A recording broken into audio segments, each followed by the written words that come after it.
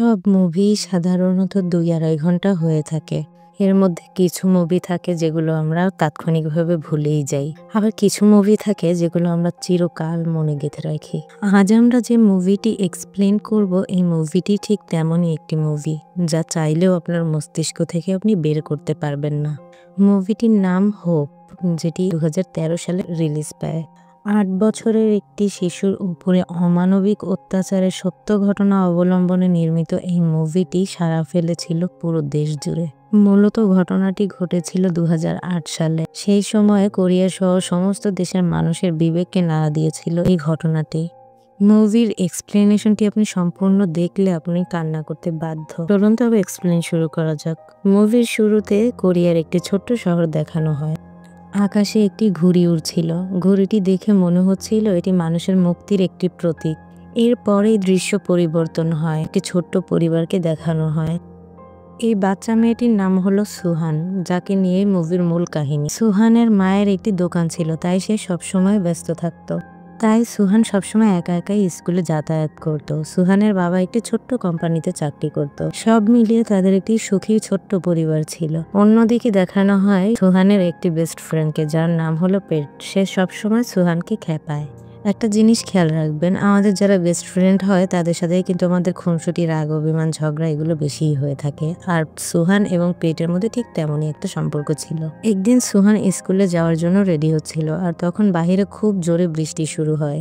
এরপর দেখা যায় সুহানের মা সুহানকে বলে, চলো তোমাকে আজ আমি স্কুলে এগিয়ে দিয়ে আসি। তখন সুহান তার মাকে বলে, তোমার আমাকে দিয়ে আসতে মাত্র ৩ মিনিট সময় লাগবে। আমারও যেতে ঠিক ৩ মিনিট সময়ই লাগবে, কিন্তু তুমি ওই ৩ মিনিটের জন্য আমার সাথে গেলে তোমার অনেক দেরি হয়ে যাবে। না, আমি একাই যেতে পারবো, তুমি চিন্তা করো না। এরপর সুহানের মা বলে, আচ্ছা ঠিক আছে, তুমি বড় রাস্তা দিয়ে যাবে, ওই রাস্তাটাই তোমার জন্য সেফ হবে। এরপরে সুহান একা একা স্কুলের উদ্দেশ্যে হাঁটতে শুরু করে। আমরা দেখতে পাই একটি লোক দূর থেকে সুহানকে ফলো করছিল। এরপরই দেখা যায় আকাশে উড়তে থাকা সেই ঘুড়িটি এসে মাটিতে পড়ে যায়। তখন আমরা বুঝতে পারি যে কিছু একটা ঘটতে চলেছে, কারণ এই ঘুড়িটি ছিল মুক্তির প্রতীক হিসেবে, যেটা আমরা বুঝতে পারি। এখন সেই ঘুড়িটি মাটিতে পড়ে আছে। এরপরই দেখা যায় ওই লোকটি সুহানের সামনে এসে দাঁড়িয়েছে, আর লোকটির হাতে ছিল সেই ঘুড়িটি। লোকটি সুহানকে বলতে থাকে, তোমার ছাতাটা অনেক সুন্দর, তোমার ছাতার নিচে আমাকে একটু জায়গা দিবে? সুহান তখন কিছুটা ভয় পেয়ে চারপাশে তাকায়, দেখে রাস্তার আশেপাশে কোনো লোক কোথাও নেই। তখন সুহান আরো ভয় পেয়ে যায়। সুহান লোকটিকে বলে, প্লিজ আঙ্কেল, আমাকে যেতে দিন, আমার স্কুলে দেরি হয়ে যাচ্ছে। বাচ্চাটির এটি ধারণাও আসেনি যে তার সাথে একটু পরে ঠিক কি হতে চলেছে। পরের দৃশ্যে দেখা যায় সুহানের জিনিসপত্রগুলো সব চারদিকে ছড়িয়ে ছিটিয়ে পড়ে আছে। তার ছাতাটা ভাঙা পড়ে আছে, আর স্কুল ব্যাগটাও মাটিতে পড়ে আছে, এমনকি তার ছোট্ট জুতো জোড়াও মাটিতে পড়েছিল। এরপর আমরা রক্তাক্ত দুটো ছোট্ট হাত দেখতে পাই। আমাদের বুঝতে বাকি থাকে না যে সুহানের সাথে ঠিক কি হয়েছে। এরপর দেখা যায় দৃশ্য পরিবর্তন হলে সুহানকে অ্যাম্বুলেন্সে করে হাসপাতালে নেওয়া হচ্ছে। সুহানের মা যখন এই ঘটনা জানতে পারে, সে তাড়াতাড়ি করে হসপিটালে চলে যায়। সুহানের মা যখন হসপিটালে পৌঁছায়, তখন স্বাস্থ্যকর্মীরা এবং পুলিশ অফিসাররা সবাই তাকে আটকাতে থাকে। আর সবাই এটা বুঝতে পারে যে একজন মায়ের পক্ষে সন্তানের এই অবস্থা দেখা কোনোভাবেই সম্ভব না। সুহানের মাকে কেউই আটকাতে সক্ষম হয় না। সুহানের মা যখন সুহানকে দেখে, তখন মুহূর্তের মধ্যেই তার পায়ের নিচ থেকে মাটি সরে যায়, কারণ সুহান ছিল রক্তাক্ত আর আহত। তার পুরো শরীর জুড়ে আঘাতের চিহ্ন ছিল, ক্ষত বিক্ষত ছিল তার শরীরটি। আপনারাই বলুন, একটা সন্তানের এমন অবস্থা কি কোনো মায়ের পক্ষে দেখা সম্ভব? সুহানের এই ঘটনা যখন পুরো শহর জুড়ে ছড়িয়ে পড়ে, তখন পুরো মিডিয়া চলে আসে হাসপাতালে। সুহানের জন্য শহরের সমস্ত মানুষ দোয়া করতে থাকে। এদিকে সুহানের বাবাকে দেখানো হয়, যে খুবই বিপর্যস্ত হয়ে পড়েছিল মেয়ের এই দৃশ্য দেখে, কারণ সে তার মেয়েকে নিজের জীবনের চাইতেও বেশি ভালোবাসত।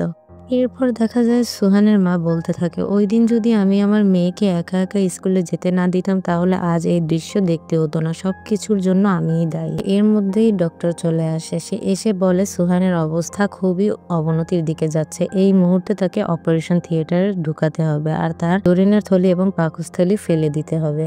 এই সাথে এগুলোর জন্য আলাদা করে একটি ব্যাগ তার ওখানে প্রতিস্থাপন করতে হবে। এসব কথা শুনে সুহানের বাবা কান্নায় ভেঙে পড়ে, কারণ সে ভাবতে ছিল তার এত ছোট্ট একটা মেয়ে, ছোট্ট একটা শরীর, তার এই বয়সে এত কিছু সহ্য করতে হবে। এসব ভেবে সে অঝরে কান্না করছিল। এরপর সুহানের অপারেশন শুরু হয়। কিছুক্ষণের মধ্যে অপারেশন সাকসেসফুলও হয়ে যায়। অপারেশনের পর সুহানের যখন জ্ঞান ফেরে তখন সুহানের বাবা আসে সুহানের সাথে দেখা করতে। সুহানের বেডের পাশে বসে সুহানের সাথে কথা বলার চেষ্টা করে। তখন সুহান তার বাবাকে বলে, আচ্ছা বাবা, তুমি আজ কাজে যাওনি? তখন সুহানের বাবা বলে, আমার কাজ শেষ হয়ে গিয়েছে। তখন সুহান বলে, জানো বাবা, ওই লোকটা আমাকে অনেক অত্যাচার করেছে, আমাকে অনেক নির্যাতন করেছে, তুমি ওকে ছেড়ো না বাবা। তখন সুহানের বাবা বলে, ঠিক আছে মা, তুমি এখন রেস্ট নাও, ডক্টর বলেছে তুমি খুব তাড়াতাড়ি সুস্থ হয়ে যাবে। সুহানের বাবা ওই মুহূর্তে মেয়ের এমন অসহায় চেহারাটা আর দেখতে পারছিল না, তাই সে ওখান থেকে চলে যায়। এমনকি সে প্রচুর কান্না করতে থাকে। এরপর দেখা যায় একজন লেডি কনস্টেবল এসে তাদেরকে জানায় যে যে নরপিশাচ এই কাজটি করেছে পুলিশ তাকে আইডেন্টিফাই করতে পেরেছে। কথাটি শোনা মাত্রই সুহানের বাবা পুলিশ স্টেশনে চলে যায়। সুহানের বাবা যে কোনো কিছুর মূল্যেই ওই লোকটিকে শাস্তি দিতে চাচ্ছিল। পুলিশ অফিসাররা জানায় যে শুধুমাত্র ফিঙ্গারপ্রিন্ট দিয়েই লোকটিকে তারা অ্যারেস্ট করতে পারবে না, বরং সুহানের বয়ান রেকর্ড করলেই তবে তাকে অ্যারেস্ট করতে তারা সক্ষম হবে। সুহানের বাবা যখন সুহানের মাকে এ বিষয়ে বলে তখন সুহানের মা খুবই রেগে যায়। আর তখন সেখানে একজন পুলিশ অফিসার আসে। তখন ওই অফিসারটি তাদেরকে বলে, সানফ্লাওয়ার নামে একটি এজেন্সি আছে, আপনারা তাদের সাথে যোগাযোগ করতে পারেন, এমন বাচ্চাদেরকে স্বাভাবিক জীবনে ফিরে আসার জন্য তারা সহায়তা করতে পারে। তখন সুহানের মা ওই পুলিশ অফিসারের উপর চিল্লাতে থাকে। সে বলে, তোমরা যদি আগেই ওই লোকটিকে অ্যারেস্ট করতে তাহলে আজ আমার মেয়ের এই অবস্থা হতো না। একজন মায়ের কাছে তার সন্তানের এই অবস্থাটা দেখা কতটা যে কষ্টের তা তোমরা পুলিশ অফিসাররা কখনোই বুঝবে না। এই কথা বলে সুহানের মা ওখান থেকে কান্না করতে করতে চলে যায়। এরপর পুলিশ অফিসারটি সুহানের বাবাকে বলে, বাসায় সুহানের প্রিয় যত খেলনা আছে সেগুলো এখানে নিয়ে আসার ব্যবস্থা করুন, হয়তো খেলনাগুলো দেখলে সুহানের একটু ভালো লাগতে পারে। সুহানের বাবা বাড়িতে গিয়ে সুহানের সবচেয়ে প্রিয় খেলনাগুলো নিয়ে আসে। সুহানের সবচেয়ে প্রিয় খেলনার নাম ছিল কোকোম্যান। সুহানের বাবা কোকোম্যানকেও সাথে নিয়ে হসপিটালে যায়। এর পরের দৃশ্যে আমরা একজন সাইকিয়াট্রিস্টকে দেখি। সে কোকোম্যানকে নিয়ে সুহানের সাথে খেলা করছিল। সুহান যখন একটু নর্মাল হয় তখন সুহানকে ওই সাইকিয়াট্রিস্ট নানান প্রশ্ন করতে থাকে। এরপর ওই সাইকিয়াট্রিস্টটি কিছু লোকের ছবি সুহানকে দেখায়। যখন ওই লোকটির ছবি সামনে আসে তখন সুহান চোখ বন্ধ করে ইশারা করে বোঝাতে থাকে যে এই লোকটি হলো সেই লোকটি। সুহান যখন ওই লোকটিকে হাত দিয়ে দেখায় তখন সমস্ত কিছু রেকর্ড করা হচ্ছিল। সাইকিয়াট্রিস্ট যখন সুহানের সাথে কথা বলার পর বের হয় তখন সুহানের বাবা মা তাকে অনেক প্রশ্ন করতে থাকে। সাইকিয়াট্রিস্ট বলে, সুহানের সাথে সাথে আপনাদেরও একটু কাউন্সেলিং এর দরকার রয়েছে, এই নিন আমার ভিজিটিং কার্ড, সময় করে আমার কাছে দেখা করবেন। এরপর দেখা যায় সুহানের মা ওই কার্ডটি ফেরত দিয়ে চেঁচামেচি করতে থাকে যে আপনার কি মনে হয় আমরা মানসিক রোগী? এরপর দৃশ্য পরিবর্তন হলে দেখানো হয় পুলিশরা ওই নরপিশাচটিকে ধরে ফেলেছে। আর সমস্ত কিছু বিভিন্ন চ্যানেলে সংবাদ প্রচারের মাধ্যমে প্রচার করা হচ্ছিল। কিছুক্ষণের মধ্যে দেখা যায় মিডিয়ার লোকজন হাসপাতালে পৌঁছে যায় আর সুহানের ছবি তোলার জন্য তারা সুহানকে খুঁজতে থাকে। সব খবর যখন সুহানের বাবা জানতে পারে সুহানের মা বাবা মিলে সুহানকে ওখান থেকে অন্য রুমে শিফট করার ব্যবস্থা করে। কোনোভাবেই তারা চাচ্ছিল না যে সুহানের ছবি প্রচার হোক সংবাদ মাধ্যমে। সুহানের মাও সংবাদকর্মীদেরকে আটকানোর চেষ্টা করে। একটা পর্যায়ে দেখা যায় সুহানের মা সেখানে অজ্ঞান হয়ে যায়, কারণ সুহানের মা প্রেগনেন্ট ছিল। সুহানকে কোলে করে নিয়ে যখন সুহানের বাবা অন্য রুমে শোয় তখন দেখা যায় তার ওয়েস্টেজ ব্যাগটি ফেটে গিয়েছে। তখন সুহান তার বাবাকে জিজ্ঞাসা করে যে বাবা, আমি কি কোনো ভুল করেছি? তখন সুহানের বাবা সুহানকে বলতে থাকে, না মা, তুমি কোনো ভুল করনি। কথা বলতে বলতে সে সুহানের ড্রেস চেঞ্জ করতে থাকে যেহেতু সেগুলো নোংরা হয়ে গিয়েছিল। তখনই ঘটে একটি আবেগঘন ও নির্মম ঘটনা, যেটা আমরা ভাবতেও পারিনি। আপনাদেরকে আমি আবারও মনে করিয়ে দিই, এই ঘটনাটি সম্পূর্ণ সত্য ঘটনা। তখন সুহানের বাবা সুহানের ড্রেস চেঞ্জ করতে যাচ্ছিল, হঠাৎই সুহানের বাবা লক্ষ্য করে যে সুহানের পুরো বডি ফ্রিজ হয়ে যাচ্ছিল, অর্থাৎ সুহান খুব ভয় পাচ্ছে। কিন্তু সুহানের বাবা বুঝতে পারে না যে কেন হঠাৎ এমন হচ্ছে। তখনই সুহানের বাবার মনে হয় যে আসলে সুহানের মনে কি হচ্ছে, কারণ সেই দিন তো সেই লোকটি সুহানের কাপড় চোপড় খুলেছিল। এসব কথা যখন সুহানের বাবার মাথায় আসে তখন সে তাড়াতাড়ি করে ওখান থেকে সরে যায়। সুহানের মনে তার বাবাকে নিয়ে এমন ভয় যেটা দেখেছিল তার বাবা নিজের চোখে, সেটা সে কোনোভাবেই মানতে পারছিল না। তাকে ডাকছিল, ডাক্তার যেন এসে তার বাচ্চার ড্রেসটা চেঞ্জ করে দেয়। একবার ভাবুন তো, একটা বাবার জন্য এই দৃশ্যটা কতটা কষ্টের। তার সন্তান তাকে ভয় পাচ্ছে, কেমন হচ্ছিল সেই বাবার মনের ভিতরে। দৃশ্য পরিবর্তন হয়।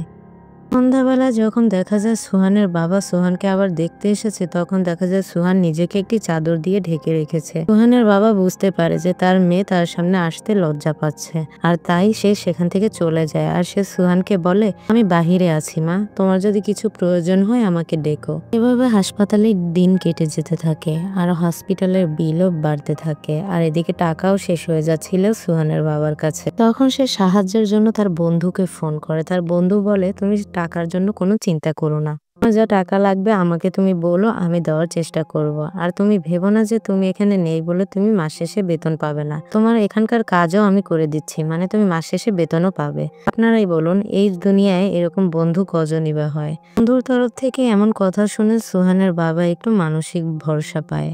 এরপর দৃশ্য পরিবর্তন হলে দেখানো হয় কোর্টে হাজির করা হয় ওই নরপিচাসকে। সুহানের বাবা এই প্রথম তাকে সামনাসামনি দেখতে পায়। সুহানের বাবার মনে হচ্ছিল লোকটিকে এখনই সে মেরে ফেলে, কিন্তু সে নিজেকে কন্ট্রোল করছিল। দেখা যায় ওই অপরাধী কোর্টকে বোঝানোর চেষ্টা করে যে ওই দিন সে কনস্ট্রাকশন সাইডে কাজ করছিল।